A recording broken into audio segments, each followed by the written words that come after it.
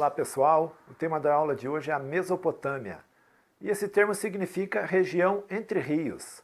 A região denominada Mesopotâmia, ela situa-se entre os rios Tigres e Eufrates.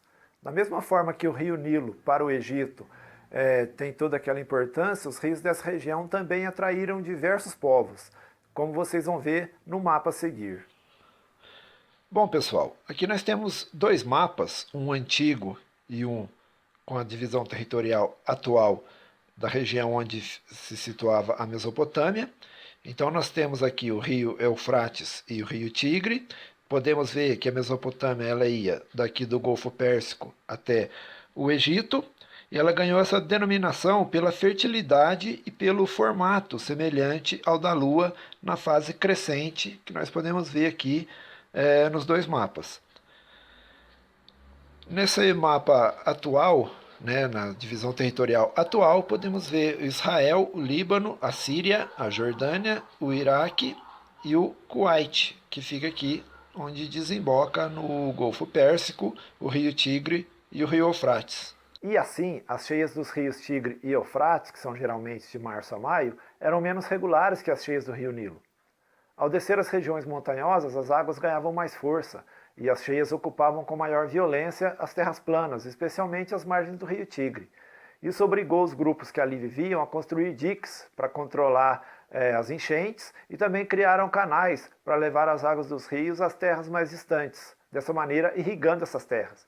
Para organizar essas obras, surgiram lideranças que mais tarde iriam governar essas cidades. Aliás, vale lembrar que a Mesopotâmia é tida como a primeira região do planeta a se urbanizar.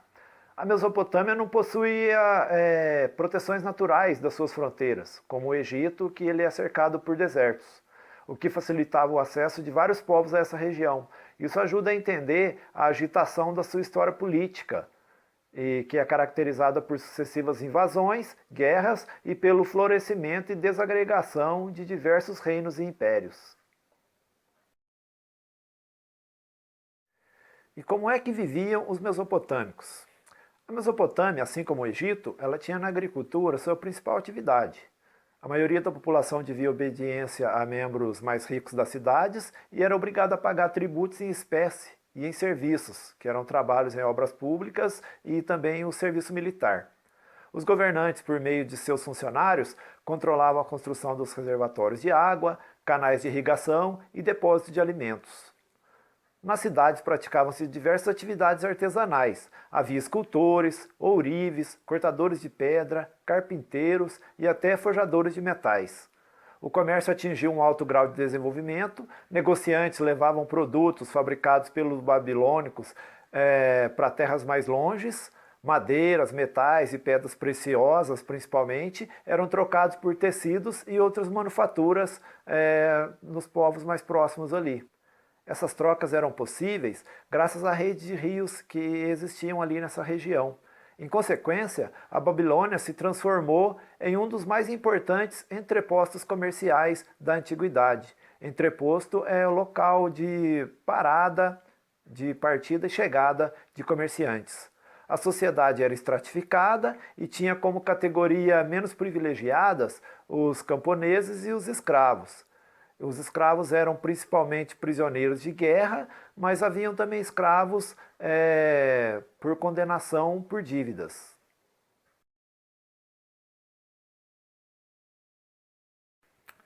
Com relação à cultura, a Mesopotâmia havia uma grande variedade de crenças. Cultos a divindades, também havia diferença entre a religião das camadas mais ricas e a religião praticada pela maioria da população. Como são raras as fontes históricas a respeito das religiões populares na Mesopotâmia, o que hoje sabemos refere-se mais à religião das elites. Tá? Os povos mesopotâmicos eram politeístas, isto é, eles acreditavam em vários deuses que representavam principalmente os fenômenos da natureza. Os mesopotâmicos viam a religião como um meio de obter recompensas terrenas imediatas e não visando a vida após a morte, como no caso do cristianismo, né? Os rituais religiosos eram conduzidos pelos sacerdotes nos templos chamados zigurates. Opa, o que é um zigurate? Vamos ver o que é um zigurate nas imagens a seguir. Os zigurates eram imensos templos com várias torres retangulares. São os monumentos mais característicos das civilizações mesopotâmicas. Eram usados como santuários, depósitos para armazenamento de cereais e postos de observação dos astros. Nessas imagens, nós vemos o zigurate da cidade de Ur, cidade da Suméria, que hoje faz parte do território do Iraque. No campo científico, os mesopotâmicos realizaram descobertas importantes. Eles observavam o céu o tempo todo e, para decifrar a vontade dos deuses, os sacerdotes acumularam informações bastante importantes sobre os fenômenos da natureza. Eles conseguiram, principalmente esses fenômenos celestes, eles conseguiram prever os eclipses, distinguir o movimento das estrelas e o movimento dos planetas. Criaram ainda um calendário, esse calendário dividido em 12 horas, cada qual com 120 minutos. Para desenvolver a astronomia e administrar as cidades foi preciso dominar a matemática. Com a invenção da álgebra ocorreram progressos nos cálculos e na divisão e na multiplicação, incluindo a criação da raiz quadrada e da raiz cúbica. Foram os mesopotâmicos que dividiram o círculo em 360 graus. E sem falar ainda da escrita cuneiforme, criada pelos sumérios e foi utilizada por vários povos vizinhos.